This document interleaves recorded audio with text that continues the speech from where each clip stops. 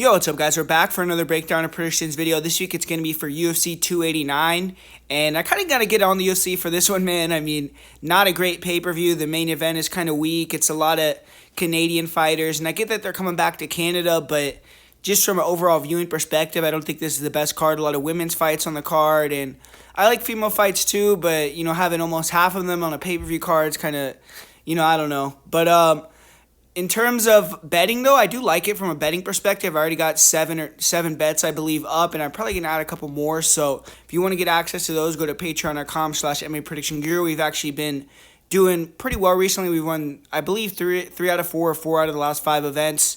And besides that, man, hit the like button, put some comments down below. Let's get some interaction on this video.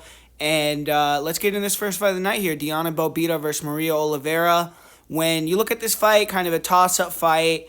Belbita, she hasn't fought in a long time, like over a year, but she is still young, so she could come back looking improved, and she has good intangibles. For instance, she's long, I think she's aggressive, she's pretty durable, so those things are going to help her do well in the UFC if she sticks around. And for Maria Oliveira, she's athletic, she's going to have a big footwork and speed advantage, and this is going to be a standout fight. Both these girls, they like to strike. They like to keep it standing.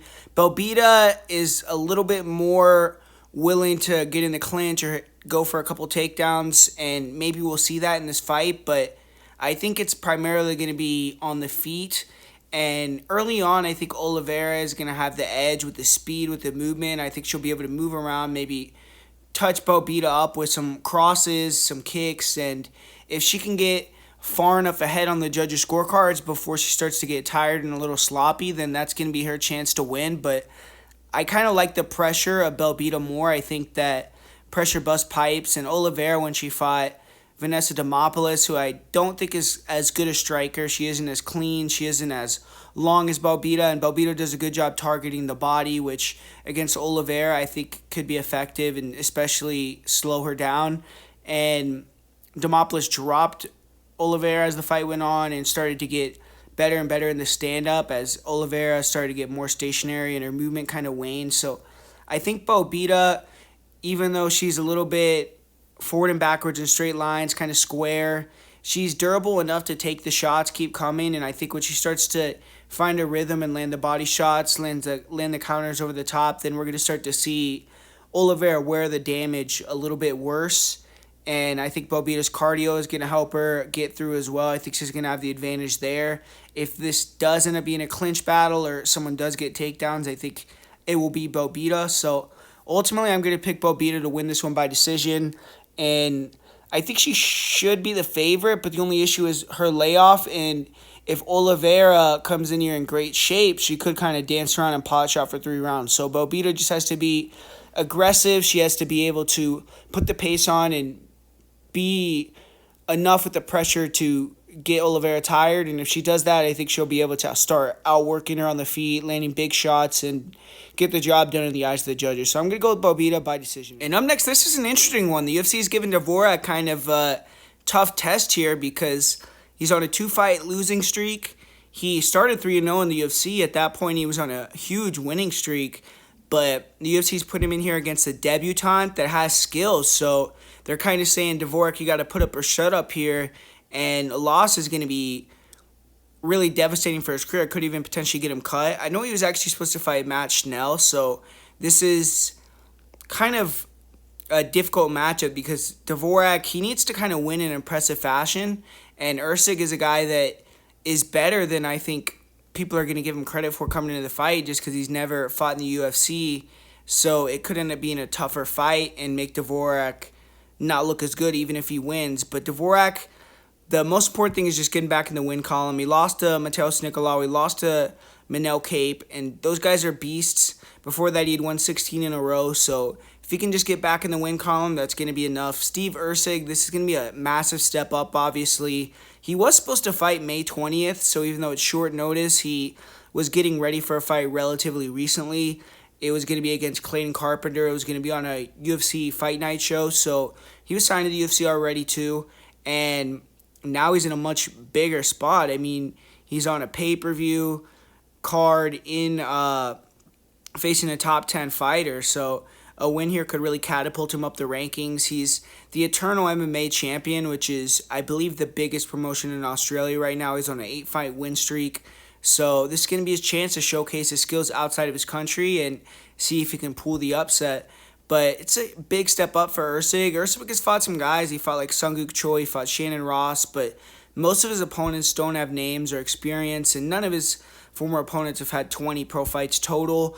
Dvorak has 20 wins, so it just kind of puts it into perspective. Erceg is a fun fighter to watch, though. Athletic, slick, fast.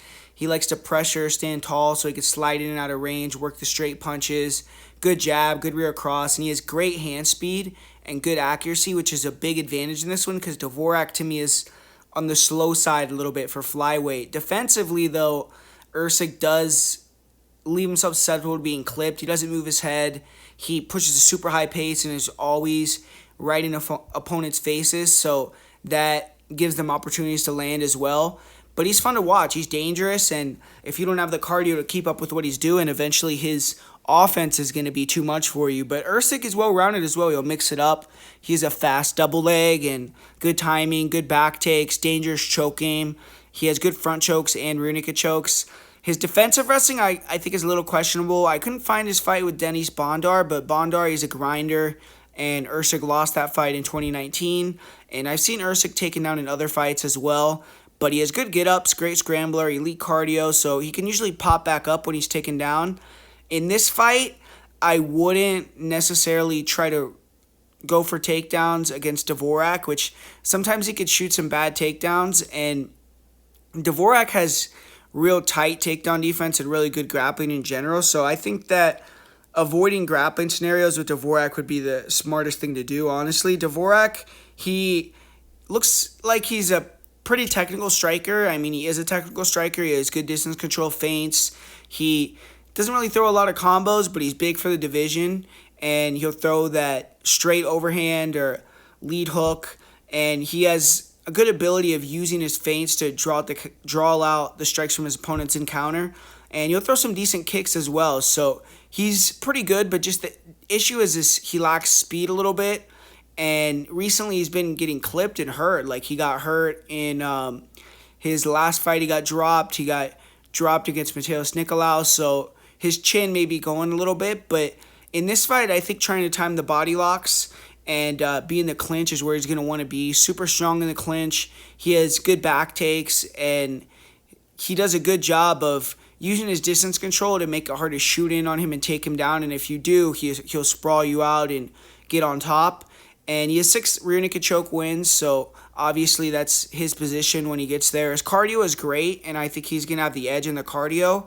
So he's going to, in my opinion, want to push hard. And I feel like this fight, it's dog or pass. I think that Steve Erceg at the current line probably, and it's been bet down at this point, but I still think he's probably the value side. But I'm going to pick David Dvorak as my official prediction just because I think that the experience is going to be a big factor. I think this is going to be a big moment for Erceg, and he could come out hot and end up getting tired. And I also feel as if that Dvorak is going to be able to eventually get the takedowns and show the better positioning on the ground, control a little bit. And I also feel like he could land some counter crosses and counter punches. So I'm going to go with Dvorak in this one, but I definitely rate Erceg. I think Erceg's a good fighter, and I think that there is potential that he could come in here and use his hand speed and his more dynamic striking to get the job done. But I just think his inexperience is going to lead him making a few mistakes that makes David Dvorak the winner. And for this next one, we got the Canadian Kyle Nelson, the UFC veteran. He's kind of being brought in here to please the crowd, but also, in my opinion, to kind of build Blake Bilder, because I think the UFC likes Blake Bilder. He had his first UFC fight against a veteran in the UFC. He got the job done. Now they're giving him another veteran. And Kyle Nelson, he's 1-4, I believe, in his last 5 fights, and he's really struggled in the UFC overall. He's only been able to get 1 win.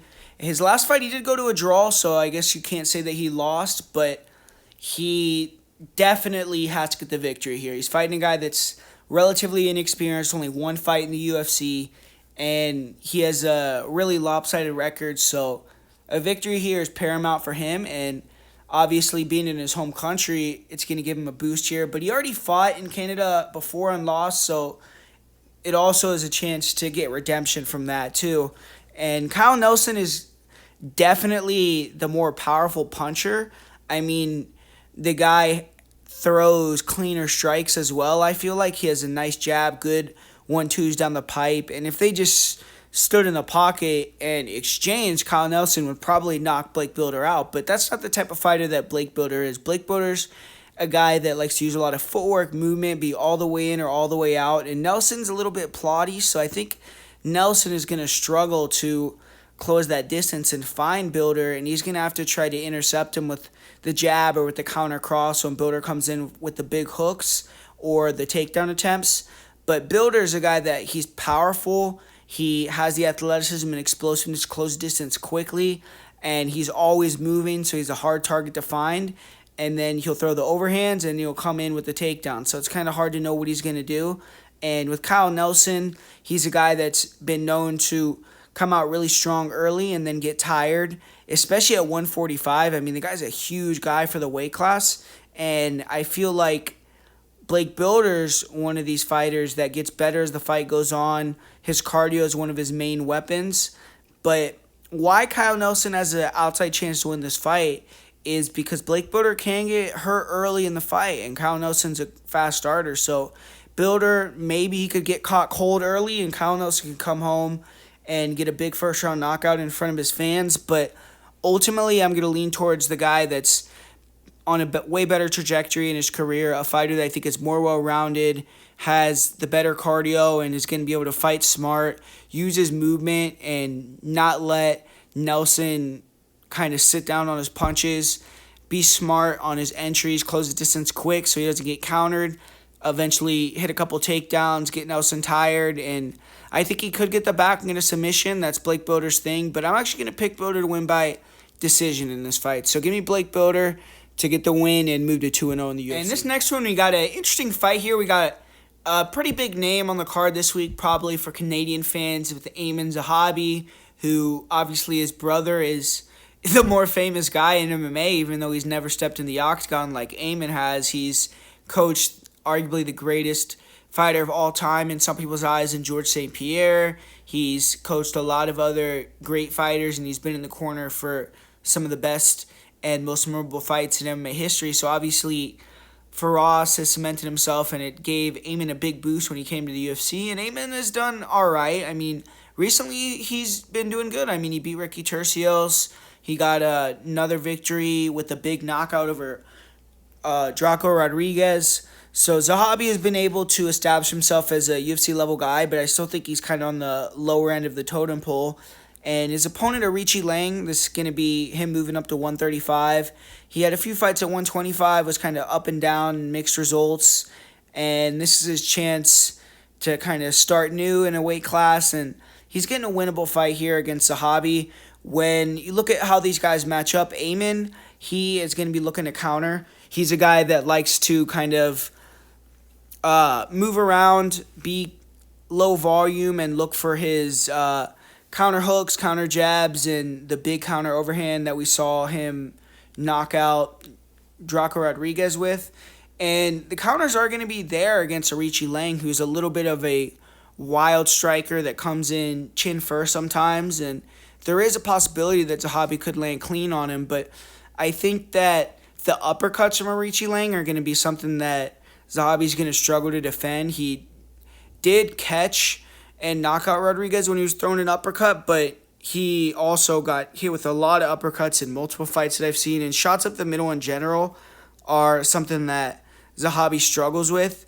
And Zahabi does like to get takedowns and mix it up, and with this fight, I think he's not going to have that option because Aoriqileng trains with fight ready. He has good wrestling defense, and if he gets taken down, I think he'll pop right back up. So I wouldn't waste the energy and try to take down Aoriqileng too much unless you're just really struggling on the feet or with the pressure.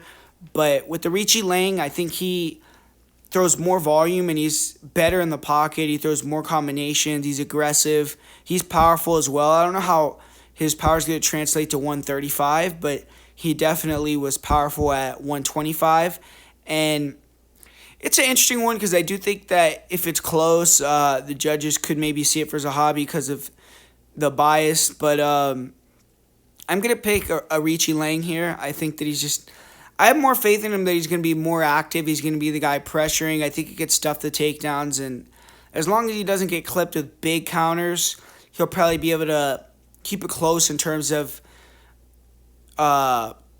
damage and maybe even have more damage and land the more volume and also have like that cage control. So I'm going to go with Aoriqileng, but this is a close fight. I think it's an interesting one. I want to see how Aoriqileng looks up at 135, if this is going to be a good weight class for him or not. But I'm going to edge it to him here in this one. I picked Aimann Zahabi against Ricky Turcios as an underdog, but I think that he was a way better striker than Turcios. Turcios has no hands, really, and Aoriqileng is a little bit better. He's a step up, so I'm going to pick Aoriqileng here to get the job done.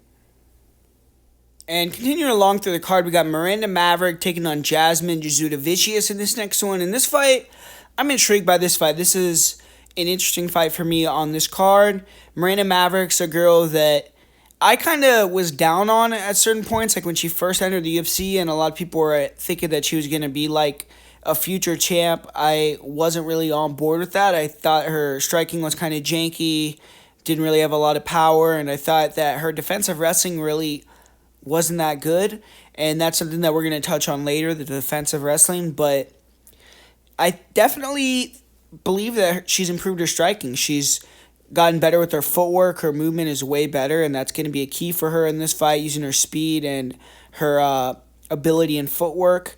And she's gotten better with her timing on her hands, her 2-3s and her 3-2s. She used to not really use the hands as well, and she was a lot more kick-oriented with her kind of taekwondo kicking game, karate kicking game that she has. And now she's being better at using her speed and then closing the distance with the hands, getting fighters to have to worry about her striking and then level changing and using her grappling, where obviously when she can get on top on the ground, that's where she's at her best. And Jasmine Jasudavicius, she is a girl that is coming off a win in her last one against Gabriela Fernandez, who was making her debut in the company. She has another win against Kay Hansen and then a loss to Natalia Silva, who's high level, I think probably top 5, top 10 level already. And Jasudavicius, though, she has something about her, like she has an edge about her. When she gets in the cage, she kind of has that aura. So I think that she definitely is someone that's going to hang around in the UFC. But this is a step up, and this is a tough fight for her here. I guess the Silva fight, I think Silva's better than Maverick, but it's a step up from Gabriela Fernandez for sure. And when you look at Jasudavicius on the feet, I don't really feel like her striking is very good. I know she has like kickboxing background and things like that, and she does have a long, lanky frame, so that does help her with being able to kind of pressure forward and just throw your straight punches out there and connect. But she's really slow, man. I think her speed is a big detriment to her, especially in this fight. I think that Maverick's ability to move around her, pot shot her, is going to be there all day as long as Maverick is just smart and uses her footwork accordingly, doesn't really get into wrestling and grappling exchanges unless she knows she's going to be the one that ends up winning them and it's not a lot of effort.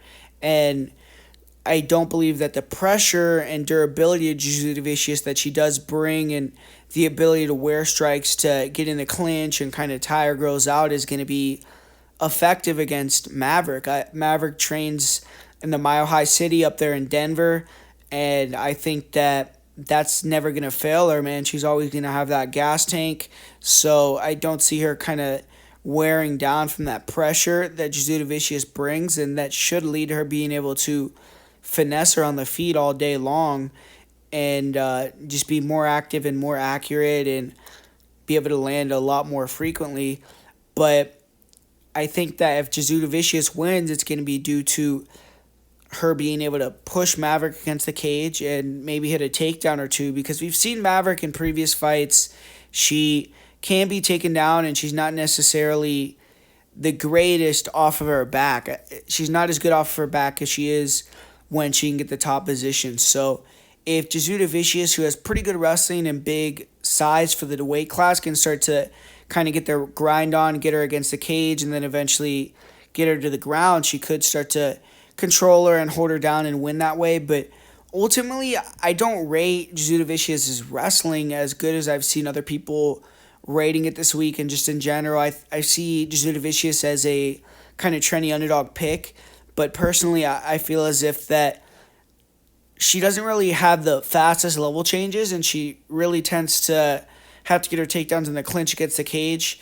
And with Maverick, I think it's going to be hard to kind of corral her there.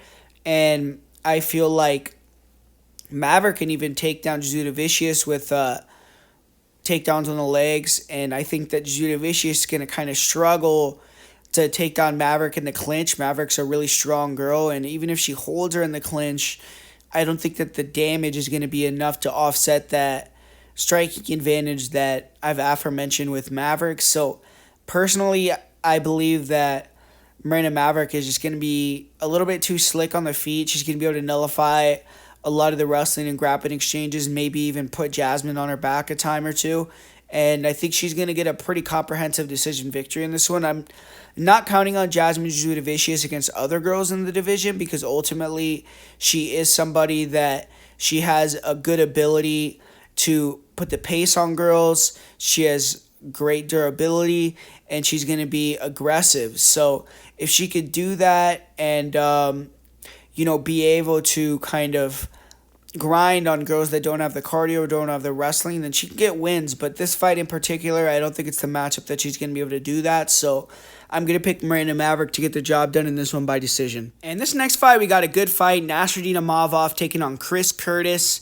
And it's an interesting matchup in a sense, too, because I believe Sean Strickland is probably going to be in Chris Curtis's corner. And even if he's not, they're really close friends. They got a podcast together. You should check it out. It's pretty funny. They just started it. But Imavov, he just fought Sean Strickland. So that definitely is some good insight. And Sean Strickland was able to go in there and beat Imavov off the couch in a 5-round fight. So Imavov probably wants to get something back on this camp, this team, and get the victory.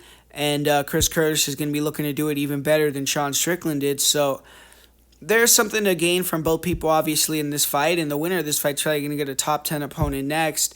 And for Imavov, I would be a little more confident in picking him if he wasn't coming off ankle surgery. That is something that worries me a little bit. Hopefully, because he's going to need his movement and his footwork in this fight to be really on point, the distance control, because Chris Curtis is an extremely dangerous guy. And when you look at the matchup, I mean, we know what Chris Curtis is going to bring every fight. He's the southpaw. He's going to be looking to kind of goad you into that pocket fight and land the body shots, land the counter punches, and he has an ability to wear damage really well, and he has a one-punch knockout power. So the guy's dangerous. He's very crafty. He has really slick boxing. His takedown defense is elite, and he always fights within himself, so he's never going to make big mistakes. He is always going to have the cardio to go for as many rounds as you have to go, and he's going to be dangerous throughout.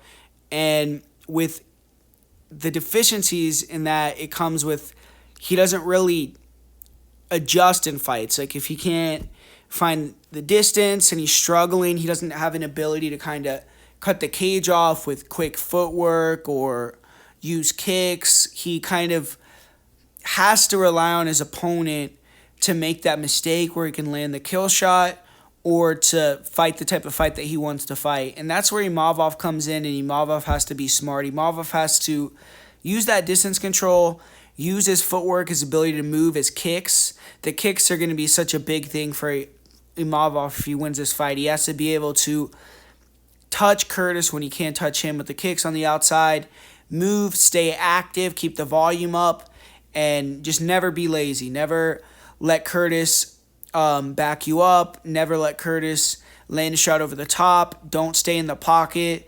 Always stay sharp with your defense when you're exiting, and just be very mobile and use that ability to punch up from the outside and move to beat Chris Curtis that we've seen be the blueprint to beat him every time, basically. And I wouldn't waste a lot of energy going for takedowns unless you really see it there, because Curtis has upped that takedown defense to a level that it's just almost not worth shooting takedowns on him unless you're like Chael Sonnen or something. But with Chris Curtis, obviously, I think early in the fight he's going to really struggle. I think he's going to have to, like usual, work his way into the fight, wait for his opponent to get a little bit tired, start to sit in front of him a little more, make more mistakes, and then that's where he's going to find his openings.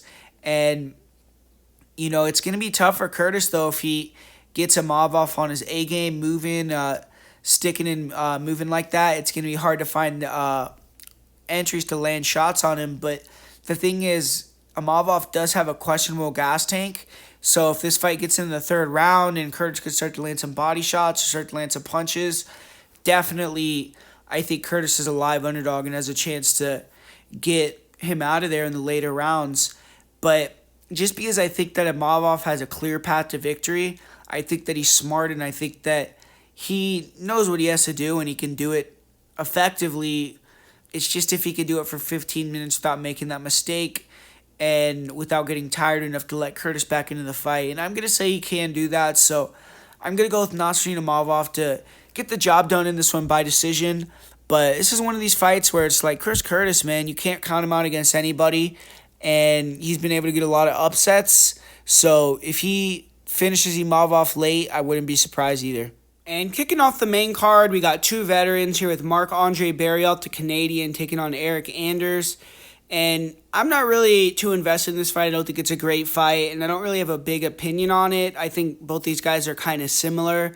Eryk Anders, he has a good jab, and he uses that big overhand to close the distance, push you against the cage. And recently he's gotten better at actually hitting that single, and he's been doing a lot of grappling competitions and things like that. But really in MMA, he hasn't been that successful actually controlling guys on the mat or holding them down and things like that. So it's more just his ability to go up, down, and his great cardio.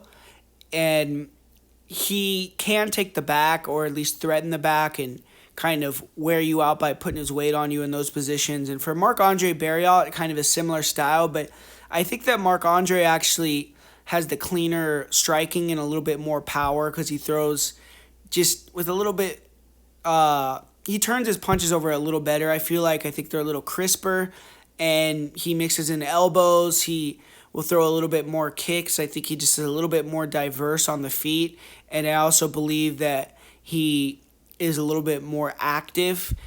And defense-wise, I do give Anders the advantage. So potentially, Barriault could get clipped, but Anders isn't necessarily a guy that's been a huge knockout artist in his career and things like that. And as far as the clinch goes, I think Barriault is more active in the clinch with knees, with elbows. He's a little bit more dangerous there. And Anders, when he clinches you, it's kind of just control only. And I don't really see Anders being able to hold Barriault down. If he takes him down, I think Barriault will pop right back up. So ultimately, I just think Barriault's going to do a little bit more damage in certain positions and be a little bit better at space. And couple that with the fact that he's fighting at home, I'm going to give it to Marc-Andre Barriault in this one. I'm going to pick him to win this one by decision. And personally, this is one of the fights I'm most looking forward to on the card, with Dan Dynamite Ige taking on Nate the Train Landwehr, and definitely what's probably going to be an action-packed fight here. And both these guys, they like to meet in the middle and go to war usually. And I will say, though, Nate Landwehr, the guy has gotten a lot smarter since going to MMA Masters with his fighting style. He's moving in and out more, and he's definitely the guy with the more diverse striking and the better footwork and movement in this fight. He's going to have to fight it a little bit smarter style.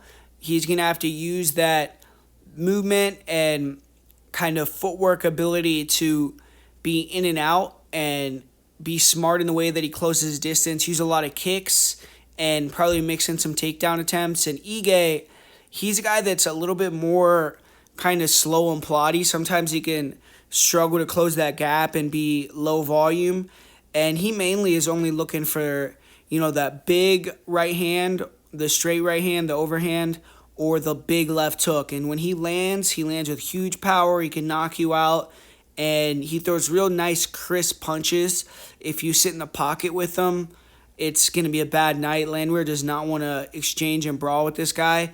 And if you overextend or close the distance sloppy and he can connect on a counter shot, it's probably going to be lights out for you as well. We just saw him absolutely decimate Damon Jackson in his last fight.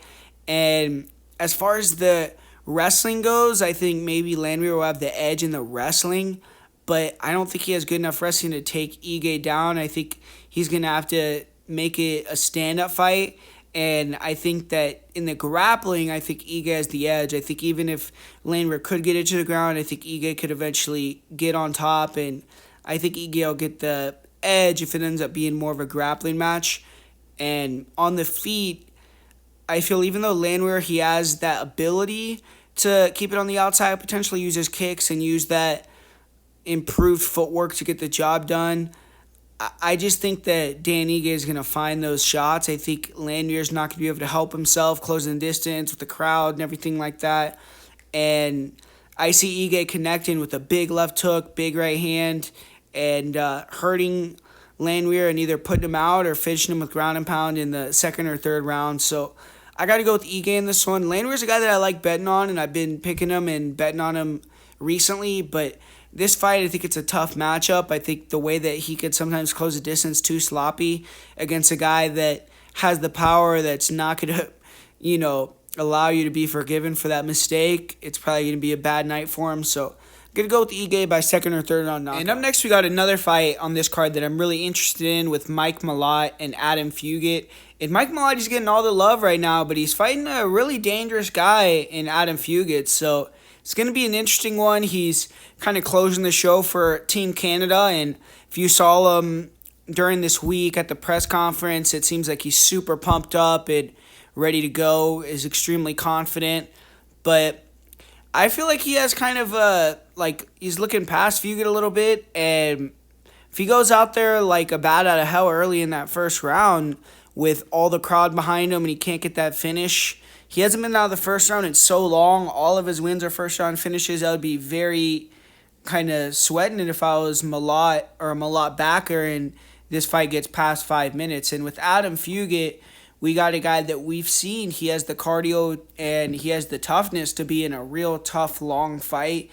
And it's going to be an interesting one. I mean, when you look at how both these guys match up, I think in the stand-up, Adam Fugitt is a lot more active, and both these guys are really dangerous, but Fugitt has a long reach, 77-inch reach, and with Mike Malott, he likes to come forward and kind of pick those single counter shots or the single, like the straight punches. He has that real nice left hook, but he isn't really a big combo guy. He isn't someone that puts himself in a lot of danger, so he's pretty smart with the striking, and he's fast, closes the distance, and then he can connect heavy, but he doesn't have the best defense. I mean, the guy can get clipped quite often. He's gotten hurt in previous fights, and Adam Fugitt, I think he's a underrated striker, man. I mean, the guy's southpaw, good length, good kicks, and he has that nasty right hook. He throws nice 2-3s, 3-2s. He throws a lot of volume, and he has ability to knock you out with one shot. And he's also super durable. He sits in the pocket. If you brawl with him, he's really accurate, and he can find those shots clean. And I feel like Fugitt is an underrated guy. I mean, the guy was going tit for tat with Michael Morales, who I rate highly in the weight class, and they had a really competitive fight. But one thing about Fugitt is sometimes he can kind of have that tall man defense, and that's where shots can slip in and connect on him. And he has to be a little more diligent with his defense against Mike Malott, because Mike Malott also has a long frame, even though he's going to be at a pretty big reach disadvantage. But as far as the grappling goes and the wrestling, it's kind of hard to say. Mike Malott has good grappling credentials, and he's been able to finish the fights with submissions quick when he's gotten guys to the ground, but a lot of them, he had already hurt them before they got taken down, and he doesn't really have the greatest wrestling. I mean, his last fight, he did get that body lock and end up getting a submission on Johan Lunes, but I don't think Johan Lunes has great grappling. And with Adam Fugitt, I mean, the guy is hard to take down. He's real long and lanky, and he has good chain wrestling himself. He could time takedowns, and it looks like he has a fairly comprehensive and solid grappling game from the top position too, even though it's not as dangerous or as good as Malott's. I think he is serviceable in terms of the wrestling and the grappling. And where I give him the big edge, man, is the experience and the cardio. I think that if this fight gets past the first round, Fugitt's chances to win as an underdog go up really a lot. And I also feel like Fugitt has that toughness and kind of quiet aura about him. And I think he's going to come in here and get the victory, man. So I'm going with Adam Fugitt to get the upset. I think he's going to get the knockout in the second or third round. I know a lot of people are on Mike Malott, confident on Mike Malott this week, but I'm still kind of questioning Mike Malott. I don't trust him fully yet. Hasn't been out of the first round in years. Every time he has been out of the first round, he's lost. He, in my opinion, hasn't really been tested that much. He's kind of a front runner. How is he going to do when he handles adversity? And Adam Fugitt is an underrated guy that I think is going to bring it. And we're going to see what Mike Malott's made of here. If this fight becomes a dogfight and Mike Malott battles through and gets the win, that's going to prove a lot to me. But at this current point, I'm going to pick Adam Fugitt to win via second or third round KO TKO. Man, here we go. We got the fight that's kind of selling this whole card with Charles do Bronx Oliveira, the former champ, coming back after his title loss to Islam Makhachev, taking on Beneil Dariush, who's on an 8-fight win streak. He's a guy that's been in the UFC forever, just like Oliveira, and now he's finally on the cusp of his first UFC title shot. And they've tried to match these guys up several times before, for years actually, like 3 or 4 years ago they were supposed to fight. They were supposed to fight earlier this year. I think they're supposed to fight another time in between then. And Oliveira has had struggles getting into this matchup. It's usually, I think it's always been him that's pulled out of the fights, but we're finally going to get it here. And, man, it should be a good one. I mean, on paper, when you look at both these guys, I mean, you can't really get any better. They're two of the best lightweights around, man, and they got some of the best resumes for lightweights in the history of the UFC. So this fight, it's a great fight for the fans. It's a treat. And stylistically, I think that Beneil Dariush definitely favors him. I mean, you look at some of the things that Charles Oliveira has struggled with the UFC. It's southpaws. He likes to use those front kicks up the middle, a lot of jumping attacks. And when you're facing a southpaw and you use those attacks, I mean, you're leaving open that 3-2s, the 2-3s, and you're leaving open a lot of body kicks. And Beneil Dariush, I mean, you don't want to get hit with his kicks, and you don't want to get hit with his punches either, man. I mean, the guy's a powerhouse. So Oliveira, I think his defense is going to be a big issue in this fight. And then Beneil Dariush also has really good wrestling, and he has that elite top game and top pressure and ability to avoid submissions. So it's a really, on paper, a really tough matchup for Charles Oliveira. But for Charles Oliveira, I mean, on the feet, he's going to be the more athletic, dangerous guy in terms of, or I don't know if he's more dangerous. That's tough to say because Dariush is very powerful and dangerous himself, but he's definitely the more athletic guy. He's going to be faster, and he's going to have to work those straight shots, be aggressive, front knees up the middle, back Dariush up, and just really go for it, man, because I think that if they kind of are at range, Dariush is going to be able to land the better shots because he just has better overall defense. And if he lets Dariush pressure him, I think Dariush is going to be able to take him down. So Charles, he's going to have to really go for it and just try to finish Dariush in this fight. I think he's going to have to put himself in danger, and he always usually does that. So it's not like you're going to see anything different. But personally, I really do. I've been saying this for a long time. Like, I've been talking to people about this fight forever, and I've always thought that Dariush was pretty much like a pretty nightmare matchup for Charles because of the things I just said. I mean, the guy's got a killer body kick. He has good ability to land that overhand over the top or the hooks or the straight punches when guys come in kind of reckless. And if you connect on Charles and your Dariush with that kind of power, we've seen Charles get hurt. And the difference between these guys that Charles is fighting, like Islam and now Dariush and Justin Gaethje and Dustin Poirier and Chandler, is when Dariush hurts him or when Islam hurts him, they're going to jump right on top of him. They're going to hunt submissions themselves, and they're going to be very comfortable on the ground with Charles Oliveira, whereas those guys weren't. And it gave Charles Oliveira the opportunity to recover and then get right back in his game, and then always know that he can be aggressive and then flop to his back if he's in trouble because they're so fearful of his ground game. But with this fight, I think that Dariush can club and sub Charles Oliveira, or he can take him down, blanket him for 3 rounds. He can knock him out. And I think Charles could knock out Beneil or submit him, obviously. But I think it's going to be tough for Charles to win minutes long term.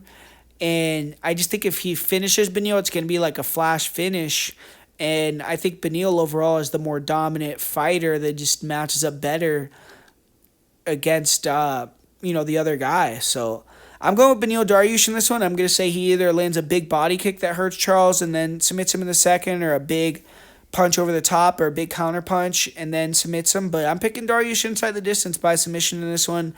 I think he gets the job done. I think he fights for the title, and I actually think he's going to beat Islam too. And we got the main event, Amanda Nunes taking on Irene Aldana.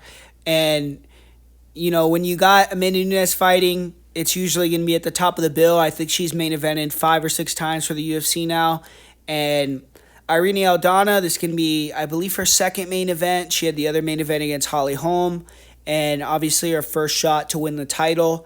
And kind of a lot like lackluster main event to me, just because Amanda Nunes, she's kind of at the tail end of her career at this point, and I don't really like the way that she's been talking to the promotion for this fight. It's like Amanda Nunes has been talking about retiring more than Irene Aldana. Like, she was saying she was going to retire, but she didn't want Juliana to be the champ, but she retired. She came back to beat her, and then she was going to fight Juliana again, and now she's fighting Irene. So, it's going to be a fun fight, though. I think that Irene Aldana poses some issues, and if Nunes isn't on her game like she was against Juliana in the first fight, then definitely I think Irene could pull the upset. But the line's way closer this time. You see, like, Irene's only like plus 300 or something. So obviously a lot of people are kind of thinking maybe this is the end of Amanda. I mean, you usually never see Amanda at that low odd. Usually she just be like a minus 1,000 favorite or something. So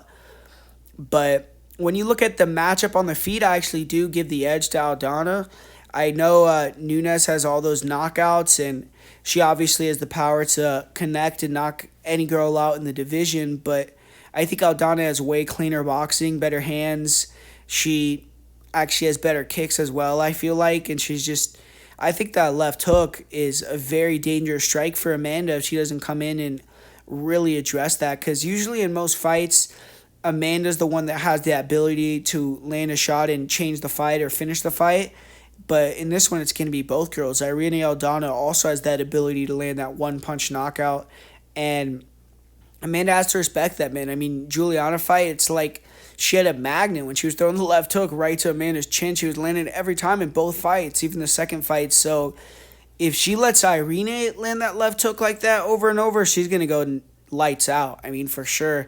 So Amanda, she has to be smart in this fight, and she has great fight IQ. I mean, you saw the Pena fight. She decided to go southpaw the second time, which really was a help for her in landing that check hook and landing the takedowns, and she ended up dominating in the second matchup. So that just shows that she could make a chess move, make a big adjustment in a title fight, and surprise you and come out and get a dominant victory. So with this one, I think that her path to victory for Amanda is not going to be to use her striking and try to exchange on the feet with Aldana, because if she does, I just think Aldana is a little bit crisper, and she's going to be able to connect with those 3-2s, 2-3s, 1-2. She's going to be attacking the body. She's going to be putting the pace on, and I just think that she'll end up getting the better of Amanda unless Amanda could just clip her with one big shot.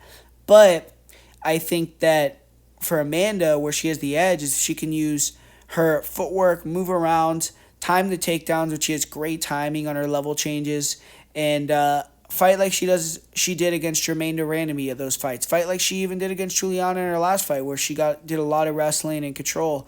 And if she could do that, and then she's probably going to win the fight, because I don't think that Irene has the defensive grappling acumen to stay defensively sound for 25 minutes. I don't think she's going to have the get-up game. And I think Amanda could even eventually find a submission in the later rounds. But that's kind of where the fight's going to be won. If Irene Aldana, which it did look like against Macy, I mean, she was going for leg locks. Eventually, she got that kind of strange finish where she landed that up kick to the body that closed the show from the ground. But if she can't somehow use that improved grappling to create scrambles and get on top, or to be able to get back up to her feet, then it's going to be a long night for her, because I think Amanda can establish that position, work her ground and pound, wear on Aldana, and eventually maybe get her in a disadvantageous position and finish her. So Aldana just has to either shut that down by having great takedown defense this fight, which I kind of think is going to be tough when you're looking at her full career, to expect her to come in here and be able to just all of a sudden have that level of improved takedown defense, or she has to be able to use her grappling to submit or get back up to her feet. And I'm not saying that Irene doesn't have a chance in this fight. I definitely think that she does. But ultimately, I just think that the grappling edge that Amanda has is going to be a little bit too much. I think that Amanda is going to be able to hit those takedowns and kind of get into those positions and either do damage and control, or eventually find the submission. So I'm actually going to pick Amanda by 4th round submission in this one. I just think that she's going to be a little bit too dominant in the wrestling and grappling realm. But Irene is a live underdog and could get the job done, but I'm going to go with Amanda Nunes here. So there you have it, guys. Thanks for watching. This is the full card breakdown and predictions video for UFC 289. If you want access to the 7 bets that I do have placed right now, you have to go to patreon.com/MMAPredictionGuru. You could check them out there. And if you want to help the channel out, definitely go to Patreon, buy a package, like this video, comment on this video. All that helps the channel. So if you do any of that, I really, really appreciate it. And as far as part of the week and my most confident pick, for the part of the week, I'm going to go with Miranda Maverick and Amanda Nunes. And for my most confident pick of the week, I'm going to go with Amanda Nunes. So thanks for watching, guys. I'm going to be back again soon, breaking down another MMA card. Definitely make sure to subscribe to the channel if you're not subscribed, and I'll talk to you guys later.